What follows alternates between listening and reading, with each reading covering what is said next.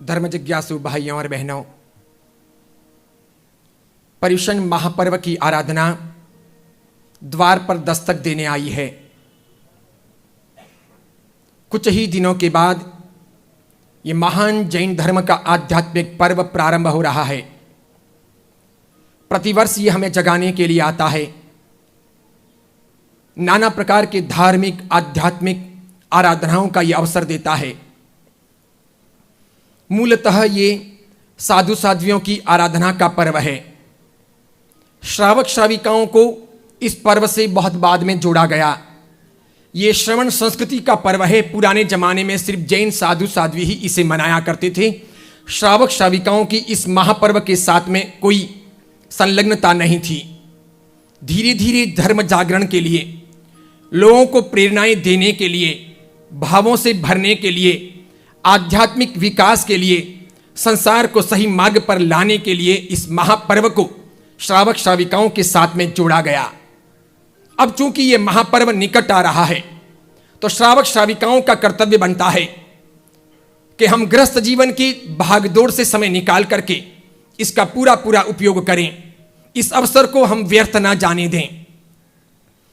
ज्यादा से ज्यादा संख्या में तन मन और धन से इस पर्व की आराधना में लगें। ये पर्व वैसे खाने पीने का पर्व नहीं, नाचने गाने का पर्व नहीं, खेलने कूदने का पर्व नहीं। ये पर्व अच्छे कपड़े पहनने और घूमने का पर्व नहीं।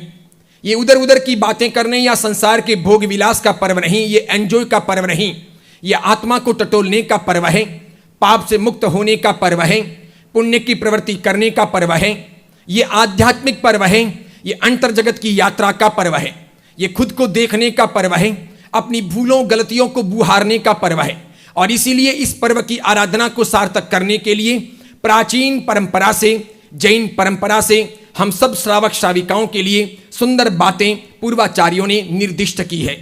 भगवान की विधि पूर्वक द्रव्य पूजा करना, भाव पूजा करना, दोनों समय प्रतिक्रमण करना, अधिक से अधिक मात्रा में दान देना, यथासंभव तपस्या करना, चाहे रोज एकासना करना, आइंबिल करना, व्यासना करना, उपवास करना, छठ अट्ठम करना, बेला तेला करना या अट्ठम अट्ठाई करना, जो हो सके वो करना।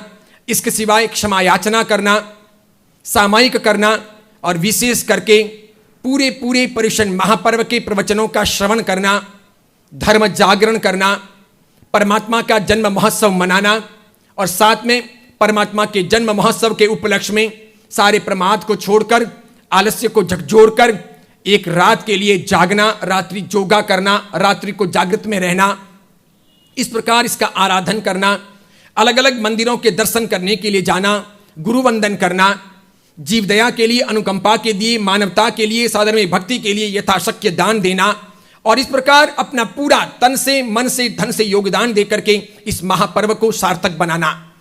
इतना सब करने के लिए सबसे पहले आवश्यक होता है हम अपने घर संसार के कार्यों को थोड़ा कम बनाएं, पर्युषण महापर्व में कम करें। इसीलिए पर्युषण महापर्व के दौरान दलने, खांडने, पीसने, कपड़े वगैरह धोने, रंग रोगान करने, मकान बनाने, मकान को तोड़ने इत्यादि के काम नहीं होते। फर्नीचर बनाने, व्यापार के लिए बाहर जाने इत्यादि के काम नहीं होते। पर्यटन के लिए घूमने के कार्य नहीं किए जाते। शादी सगपन वगैरह नहीं होते। सांसारिक प्रवृत्तियां रोकी जाती है। इसके लिए हर श्रावक श्राविका से निवेदन करना चाहूंगा, हर समझदार आदमी को यह आह्वान करते हुए समझाना चाहूंगा कि सूरत के सभी लोग मिलजुल करके इस पर्युषण महापर्व को ऐतिहासिक बनाने के लिए अपने कारोबार, अपने व्यावसायिक प्रतिष्ठान निर्धारित समय में ही खुले रखें। जैसा कि पहले भी मैं शिविरों के दौरान कह चुका हूं, प्रवचनों के दौरान आपको जागृत कर चुका हूं। इतने लोग भी पूरे सूरत में घूम घूम करके दूसरों को अगर जगाते हैं तो श्वेतांबर मूर्ति पूजक, स्थानकवासी और तेरापंथी परंपरा में बहुत सुंदर जागरण हो सकता है। 29 अगस्त को यह पर्युषण महापर्व प्रारंभ हो रहे हैं। तीनों परंपराओं के पर्युषण महापर्व की परिसमाप्ति अलग अलग समय पर है। इसके लिए हमको 29 अगस्त से लगा करके 6 सितंबर तक 9 दिन के लिए अपने व्यावसायिक प्रतिष्ठान दोपहर को 12 बजे के बाद में ही खोलने हैं और सायंकाल को 5 बजे तक खुले रख करके उन्हें बाद में मंगल कर देना है। यानी कि दोपहर को 12 बजे के पहले व्यावसायिक प्रतिष्ठान नहीं खोलने हैं, व्यापार नहीं करना है।